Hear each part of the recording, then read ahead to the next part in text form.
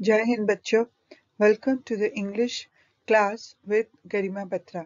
आज हम देखने जा रहे हैं आपकी क्लास 10th की टेक्स्ट बुक फर्स्ट फ्लाइट के लेसन कुर्ग के क्वेश्चन आंसर को। लेकिन आगे बढ़ने से पहले इस चैनल को सब्सक्राइब करना ना भूलें, क्योंकि इसी चैनल पर आपको क्लास 10th, 11th, 12th के सभी लेसन्स के एक्सप्लेनेशंस, क्वेश्चन आंसर्स, ग्रामर के वीडियोस और राइटिंग सेक्शन के वीडियोस मिलेंगे, जिसमें आपको सभी letters, report writing, paragraph writing, notice writing के वीडियोस मिलेंगे, जो कि आपकी परीक्षा के लिए बहुत ही महत्वपूर्ण है। तो आइए हम इस लेसन के क्वेश्चन आंसर देखते हैं। यह पहला प्रश्न परीक्षा में कई बार आता है और रिपीट भी होता है। What are the elders in Goa nostalgic about? Goa के जो बुजुर्ग हैं वो बीते वक्त की किस बात को याद करते हैं? नॉस्टैल्जिक यानी थोड़ा सा दुखी होकर पास्ट को याद करना। And the answer is the elders in Goa are nostalgic about the good old Portuguese days and their love of bread and loaves. Goa के बुजुर्ग अपने अच्छे पुराने पुर्तगाली दिनों को याद करते हैं, उस समय की ब्रेड को याद करते हैं और ब्रेड के प्रति लोगों के प्रेम को याद करते हैं। लोव होता है ये पूरा का पूरा जो ब्रेड का लोव है, जिसमें कि कई ब्रेड की स्लाइस होती हैं, इसे हम बोलते हैं low. The writer says that the eaters of loaves have left Goa, but the makers still exist. अब क्योंकि पुर्तगालियों का शासन गोवा में समाप्त हो गया है और वो वहां से चले गए हैं, तो लेखक कहते हैं कि ब्रेड खाने वाले लोग तो गोवा छोड़ गए, लेकिन उसे बनाने वाले लोग आज भी वहीं पर मौजूद हैं। अगला प्रश्न है, is bread making still popular in Goa? क्या गोवा में ब्रेड बनाना अभी भी लोकप्रिय है? How do you know? आप ऐसा कैसे जानते हैं, कैसे मालूम आपको? And the answer is yes, bread making is still popular in Goa. हाँ, गोवा में ब्रेड बनाना आज भी लोकप्रिय है। This is very clear from the narrator's statement that the eaters have gone away leaving the makers behind. जब लेखक ऐसा कहते हैं कि खाने वाले बनाने वालों को छोड़कर चले गए हैं। There are mixers, molders and the ones who bake the loaves. लेखक कहते हैं कि मिक्सर, मोल्डर और रोटियां पकाने वाले अभी भी हैं। The time-tested furnaces still exist there. और समय परीक्षणित भट्टियां आज भी मौजूद हैं, मतलब वो भट्टियां जो खूब साल पहले बनी हुई थी वो आज भी मौजूद हैं। मिक्सर्स होते हैं जो ब्रेड बनाने का सामान है, उसकी मिक्सिंग होती है, वो मशीन से होती है, उन्हें मिक्सर्स कहते हैं।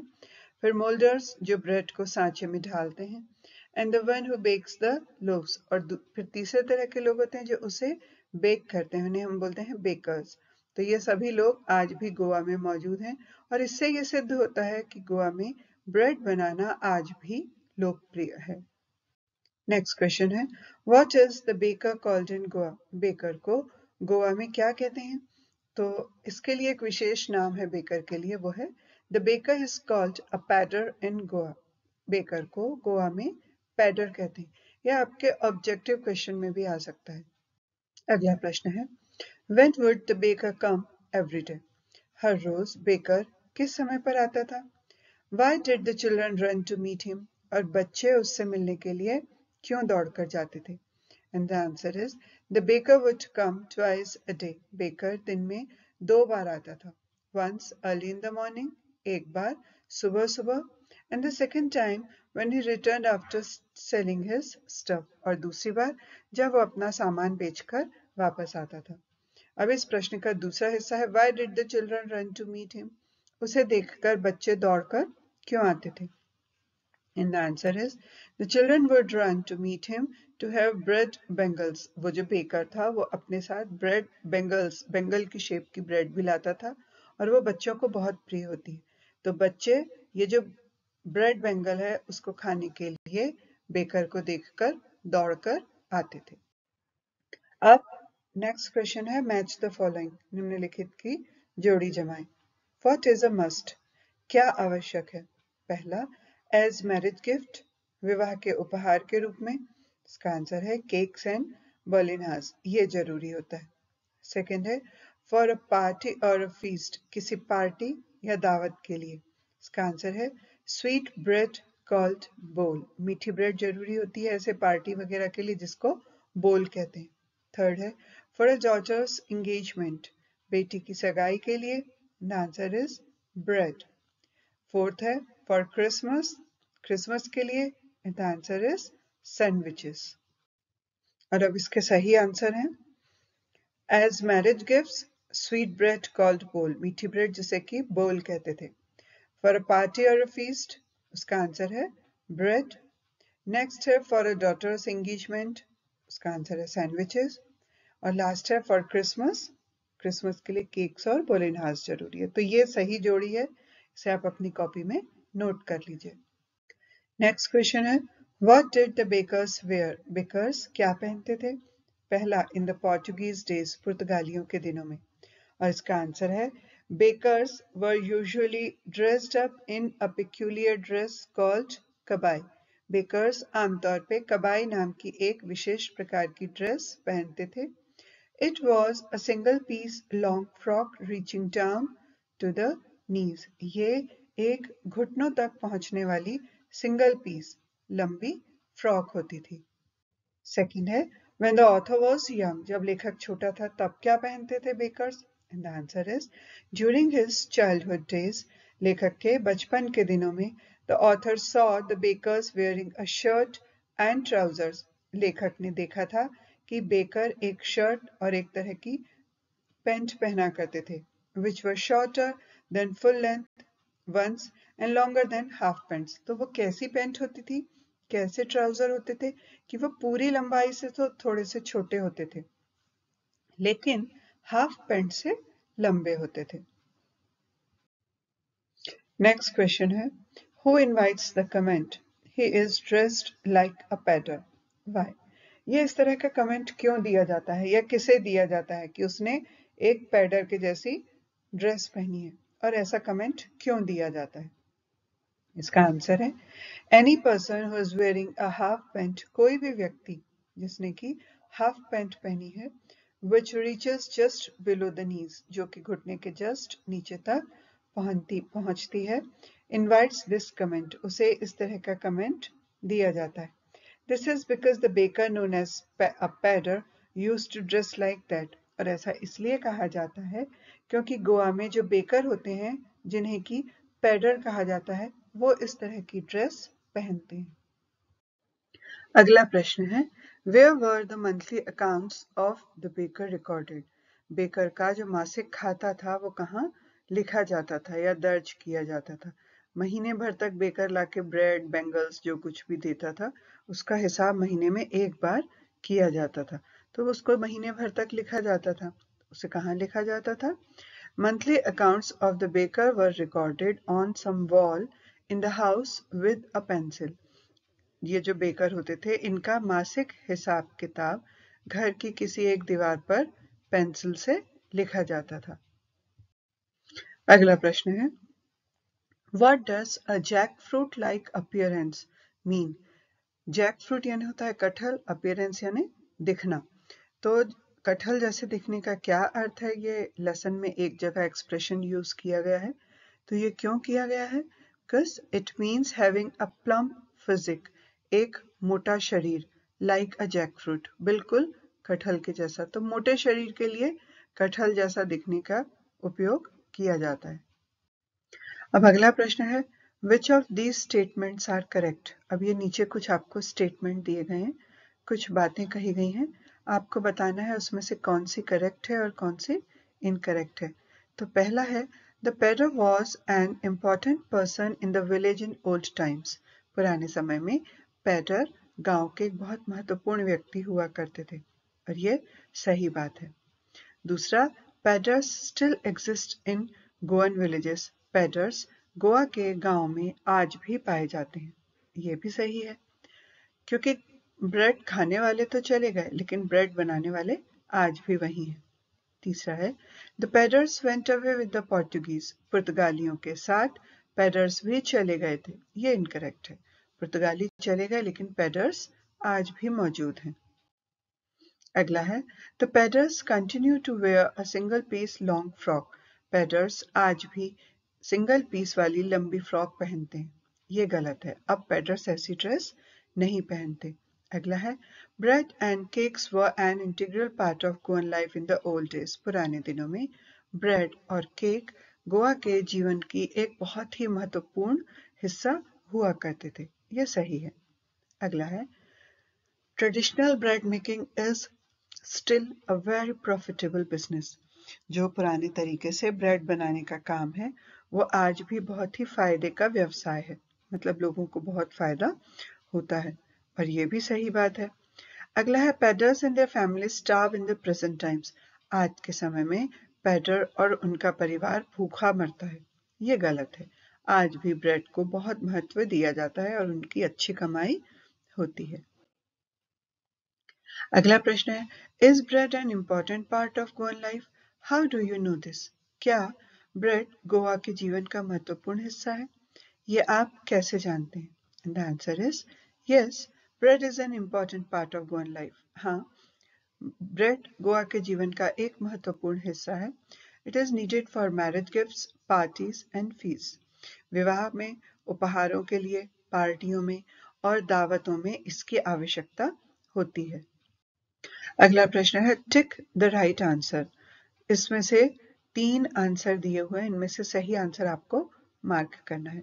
What is the tone of the author when he says the following? जब लेखक ये वाक्य कहता है तो उसका भाव क्या होता है या उसका स्वर क्या होता है? तो पहला है the thud and the jingle of the traditional bakers bamboo can still be heard in some places. पारंपरिक बेकर के बांस की गड़गड़ाहट और झंकार अभी भी कुछ स्थानों पर सुनी जा सकती है। और इसका आंसर है नॉस्टैल्जिक। नॉस्टैल्जिक यानी थोड़े उदासीन तरीके से, न बहुत दुखी है न बहुत खुश है। सेकंड है maybe the father is not alive but the son still carries on the family profession. मतलब शायद पिता जीवित नहीं है लेकिन बेटा अभी भी पारिवारिक पेशे को आगे बढ़ा रहा है। तो इसमें जो लेखक है वो क्या बताना चाह रहे हैं, वो थोड़े से होपफुल है, मतलब आशावान है कि ये एक अच्छी बात है कि जो प्रोफेशन है बेकिंग का वो खत्म नहीं हुआ। थर्ड है I still recall the typical fragrance of those loaves. मुझे अभी भी उन रोटियों की विशिष्ट खुशबू याद है। तो इसमें लेखक का जो मानसिक स्थिति है वो कैसी है? नॉस्टैल्जिक है। नॉस्टैल्जिक है यानी थोड़े उदास तरीके से वो पास्ट की बातों को याद कर रहे हैं। अगला है the tiger never brushed his teeth. बाघ कभी भी अपने दांतों पर ब्रश नहीं करता।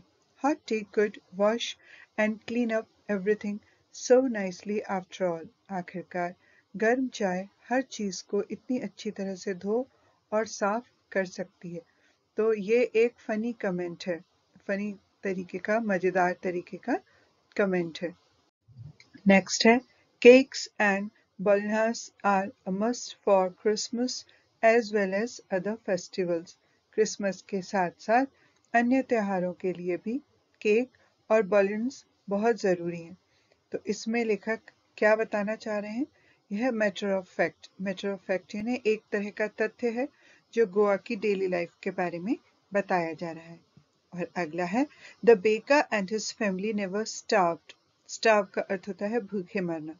तो जो बेकर होता है और उसका परिवार कभी भी भूखा नहीं मरता। They always looked happy and prosperous. वो हमेशा खुश और समृद्ध दिखाई देते थे। तो ये भी एक तरह का मैटर ऑफ फैक्ट है, मतलब एक तथ्य है कि गोवा में जो ब्रेड है वो इतनी ज़्यादा फेमस है कि जो बेकर्स होते हैं वहाँ कभी भूखों नहीं मर सकते।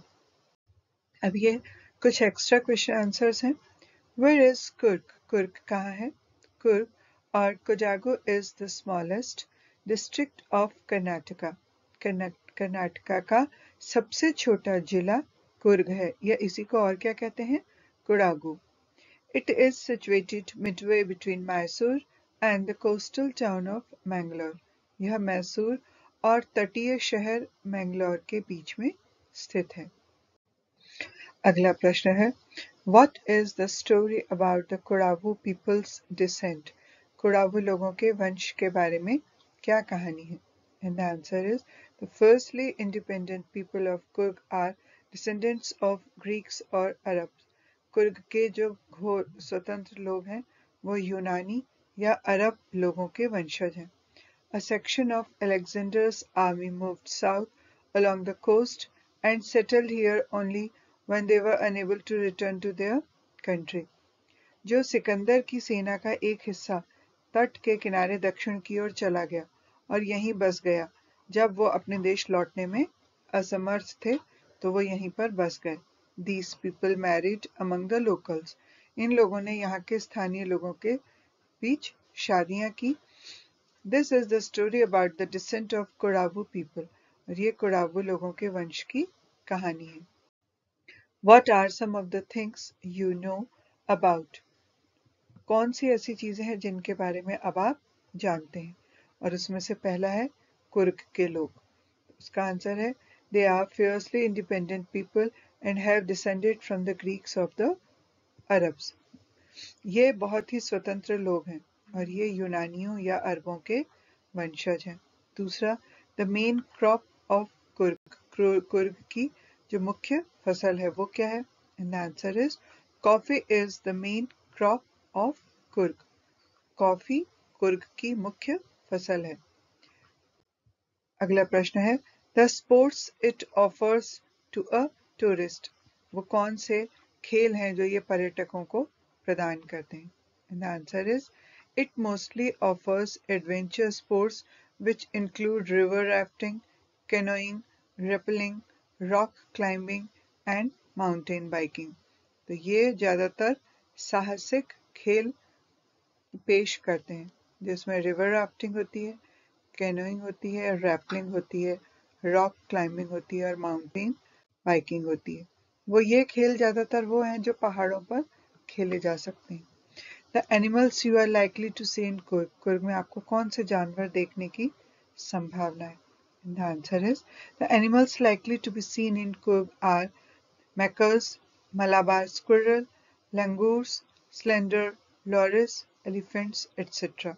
कुर्ग में ज़्यादातर जानवर होते हैं मकाक, मलाबार गिलहरी, लंगूर, पतला लॉरिस और हाथी. I wish you good luck for your exams and ये वीडियो आपके लिए यूजफुल रहा होगा. इस चैनल को सब्सक्राइब करना ना भूलें ताकि आपको बाकी लेसन्स के क्वेश्चन आंसर्स, ग्रामर के वीडियोस और राइटिंग सेक्शन में लेटर्स, एसेस, पैराग्राफ राइटिंग और नोटिस राइटिंग के वीडियोस भी मिल सकें.